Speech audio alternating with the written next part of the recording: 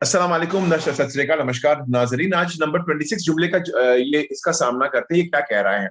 ये जुमला कह रहा है durante le operazioni di presegnalazione con il segnale mobile di pericolo। मतलब क्या?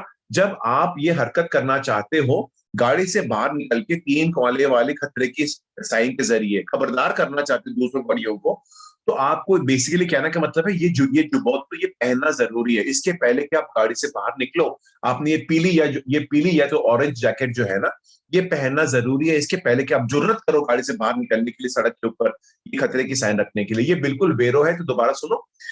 तो ये तो जुमला एक्चुअली ऐसा सही होना था। ये जो जुमला उल्टा कह रहा है। ये क्या कह रहा है?